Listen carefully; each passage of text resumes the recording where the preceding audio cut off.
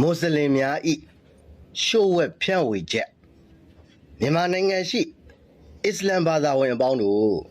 ကျွန်ုပ်တို့သည်မြန်မာနိုင်ငံ၌ရှိနေစဉ်အမျိုးဘာသာသာသနာကိုချစ်မြတ်နိုး၍စောက်ရှောက်သောအဖြစ်ကျွန်ုပ်တို့အားလုံးစီးပွားရေးလူမှုရေးကအစ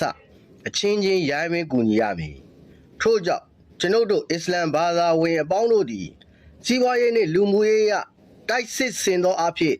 မိမိတို့ဘက်မှတစစ်ပြန်လဲရောင်းချခြင်းမှာတပါဤမြန်မာနိုင်ငံတွင်နေ့စဉ်ဈေးဝယ်သောအခါကျွန်ုပ်တို့အစ္စလမ်အမှတ်သားပါသောခွန်ရှိကြောင့်အမှတ်တစိတ်လာချမ်းပေါ်၌ကျယ်ပွင့်အမှတ်သားပါသောဆိုင်များ၌သာဈေးဝယ်ကြရမည်၎င်း၏အဓိပ္ပာယ်မှာခွန်ရှိကြောင့်ကဏ္ဍသုံးလုံးပေါင်းလိုက်လျင်21ရာ၏ထို21သည်လာမည့်21ရာစုသို့ရောက်သောအခါကျွန်ုပ်တို့အစ္စလမ်ဘာသာတရားတော်သည်မြန်မာနိုင်ငံပါဝင်ကမ္ဘာလောကကြီးရှိလူသားအလုံး၏ထိတ်ဆုံးကရောက်ရှိရမည်ဟုသောအမှတ်အသားပဲဖြစ်သည်မှတ်ချက်ကျွန်ုပ်တို့အလုံးသည်စီးပွားရေးလူမှုရေးများကိုမြန်မာနိုင်ငံ၌အစ္စလမ်ဘာသာပြန်ပွားရေးထွန်းကားရေးလွှမ်းမိုးရေးအတွက်ထိုးစစ်တရဲ့အနေနဲ့အကောင့်ထဲပေါ်ဆောင်ရွက်ကြရပေမည်ထို့ကြောင့်ကျွန်ုပ်တို့၏ဘာသာအမှတ်သားပါသောဈေးဆိုင်မှတပါဘာသာကြားလူမျိုးကြားများဖြစ်ကြသောမြန်မာတရုတ်ရှမ်းကရင်ရခိုင်စသောမြန်မာတိုင်းရင်းသားဆိုင်များ၌ဈေးဝယ်ခြင်းစားတောက်ခြင်းစသောစီးပွားရေးဆက်ဆံမှုများမပြုလုပ်ရပါအထူးသဖြင့်လာချမ်းတစိတ်ဖော်ပြထားသောဆိုင်များ၌သာကျွန်ုပ်တို့အစ္စလမ်ဘာသာဝင်အပေါင်းတို့အားလုံးစားသုံးကြရမည်အမန်စန္ဒာနုအမစန္ဒာနုနော်အဲ့တော့အစ္စလမ်သာသနာပြုလမ်းညွှန်စာအုပ်မှာကောက်နှုတ်ချက်များရေးသားသူအမစန္ဒာနုမာမီနှာ900မှာ၎င်းနီဒန်နှာ30မှာ၎င်းနှာ280မှာ၎င်းကောက်နှုတ်တင်ပြထားပါသည်မြန်မာပြည်၌အစ္စလမ်သာသနာပြန်ပွားရန်အလားအလာများစွာရှိသည်အစ္စလမ်ဘာသာဝင်များတိုးတက်စီပင်ရန်အလွယ်ကူဆုံးနှင့်အသေးချာဆုံးမှာဗုဒ္ဓဘာသာဝင်မြန်မာအမျိုးသမီးများကိုတိမ့်ပိုက်ရန်ဖြစ်သည်အလောက်ကအစီမပြေသောမွတ်စလင်ဘာသာဝင်တို့သည်မြန်မာနိုင်ငံသို့သွားမြန်မာအမျိုးသမီးများကိုယူခြင်းဖြင့်အစ္စလမ်ဘာသာကိုပြန်ပွားစေရန်အားထုတ်သင့်ပါသည်မြန်မာမှများတွင်ကိုချင်းတရားဆောင်စည်းမှုမရှိကြပေတိမ့်ပိုက်ခြင်းဖြင့်သေချာလွယ်ကူသောအစ္စလမ်သာသနာပြုနည်းကိုကျင့်သုံးရန်ဖြစ်သည်အနာဂတ်အစ္စလမ်ဘာသာပြန်ပွားရေးအတွက်အိုးအလားအစ္စလမ်ဘာသာဝင်သူတော်စင်ပေါင်းတို့ကျွန်ုပ်လူမျိုးအားလုံးတို့ဤမြန်မာနိုင်ငံသည်ယခုအခါအစိတ်ဖြစ်ခဲ့ပြီထို့အတွက်ကြောင့်ကျွန်ုပ်တို့လူမျိုးအားလုံးသည်ညီညွတ်ရမည်တွေးစီကြရမည်တတ်နိုင်သည့်ခြေကုပ်ကိုယူထားကြရမည်ကျွန်ုပ်တို့သည်ဒီနိုင်ငံမှာကြံ့ရင့်နေခဲ့ရမည်ဗုဒ္ဓဘာသာဝင်အမျိုးသမီးများနှင့်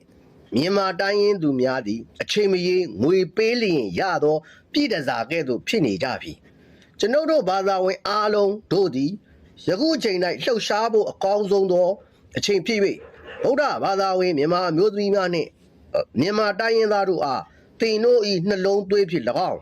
ငွေအားဖြင့်၎င်းစီးပွားရေးအားဖြင့်၎င်းမြူဆွဲသိမ်းသွင်းကြရမည်အဓိကအချက်မှာသူတို့၏ကိုယ်ထဲတွင်ကျွန်ုပ်တို့၏တွေးများကြံ့ရည်နေဖို့ပင်ဖြစ်ပါသည်တင်တို့စ조사သမျှအကျိုးအမြတ်ကဗုဒ္ဓဘာသာဝင်အမျိုးသမီးရင်တွင်သို့တင်တို့၏တွေးသားများဝင်သွားအောင်လုပ်နိုင်သူများအားမူဂျာဟစ်ဗလီမကျပ်ငွေ900ကိုစုဖြစ်လက်ဖွဲ့ပေးမည်အကယ်၍ဗုဒ္ဓဘာသာဝင်အမျိုးသမီး4ယောက်တို့၏ကိုယ်တွင်သို့တွေးထိုးသွင်းနိုင်ခဲ့လျင်ဗလီမလစဉ်တလလျင်1000ကျပ်ထောက်ပံ့ပေးမည်ဘွဲရပြီးဗုဒ္ဓဘာသာဝင်အမျိုးသမီးဖြစ်ပါက2000ဘုံမှုသမီးဖြစ်လျင်2000ကျပ်ဘုံမှုသမီးဘွဲရဖြစ်လျင်9000ကျပ်ကိုစုဖြစ်လက်ဖွဲ့ပေးမည်လူကိုလူဖြစ်ရင်းရန်တင်တို့အားလုံးသတိပြုရမည်ဒီလိုသိမ့်သွင်းနိုင်မှသာကျွန်ုပ်တို့အစ္စလမ်ဘာသာသည်မြန်မာနိုင်ငံ၌အဒွန့်ရှည်စွာတည်မှာဖြစ်ပါတယ်ဝေကျေထောက်ပံ့မှုအတွက်တင်တို့အားလုံးဘာမှပူစရာမလိုပါအစ္စလမ်ဘာသာဝင်ဖြစ်သောကျွန်ုပ်တို့၏မူဂျာဟစ်အစိုးရထံမှနှစ်စဉ်တစ်လလျင်ပေါင်စတာလင်ပေါင်း9သန်းကိုကျွန်ုပ်တို့၏လက်ဝယ်သို့ပို့နေပါသည်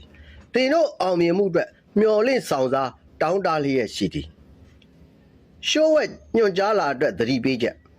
ဤလက်ကမ်းစာဆောင်များကိုတက်ဆိုင်သူထံမှတစ်စစ်မပေါက်ကြားစေရဟု ဂတိဝန်ခံချက်ပေးသောအစ္စလမ်ဘာသာဝင်မွတ်စလင်လူမျိုးများကိုသာဖြန့်ဝေပေးရမည်တဲ့ဒါကကျွန်တော်တို့ဦးနုခေတ်မှာပြောမှဆိုပါလီမန်ခေတ်မှာပေါ့ပါလီမန်ခေတ်မှာကျွန်တော်တို့ဗုဒ္ဓဘာသာကိုနိုင်ငံတော်ဘာသာအဖြစ်ပြဋ္ဌာန်းလိုက်တဲ့အချိန်မှာအဲ့ဒီမှာသူပြောထားပါတယ်နော်အိုအစ္စလမ်ဘာသာဝင်သူတော်စင်ပေါင်းတို့တဲ့ကျွန်တော်တို့အားလုံးအတွက်ဤမြန်မာနိုင်ငံသည်ယခုကအစိတ်ဖြစ်ခဲ့ပြီတဲ့ကြားလိုက်တယ်နော်အဲ့တော့ဗုဒ္ဓဘာသာကိုနိုင်ငံတော်ဘာသာဖြစ်ပြဋ္ဌာန်းလိုက်တဲ့အခါကျတော့သူတို့ဒုက္ခရောက်သွားဒါကြောင့်ဗုဒ္ဓဘာသာဗမာလူမျိုးမှန်သမျှက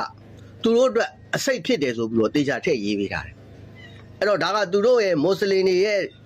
ရှုပ်ဝက်စာဆောင်တွေဖြစ်ပါတယ်သူတို့ရဲ့ကျမ်းစာတွေမှာလည်းတေချာရေးထားပါတယ်နော်အမဇန္နာနုမာမီရဲ့စာမျက်နှာ900မှ၎င်းဏိဒန်းနာ30မှ၎င်းစာမျက်နှာ280မှ၎င်းကောက်နှုတ်ထားပါသည်ဆိုပြီးတော့ပြောပေးထားတယ်ဗျကျွန်တော်ဝါဒဖြန့်နေတာမဟုတ်ဘူးနော်ဒါတွေကတမိုင်းအထောက်ထားတွေကိုကျွန်တော်ပြန်လည်ပြီးတော့ရွတ်ပြပေးခြင်းဖြစ်ပါတယ်အားလုံးကျေးဇူးတင်ပါတယ်မဟာဗမာဂျိမ်းကျော်လင်ဖြစ်ပါတယ်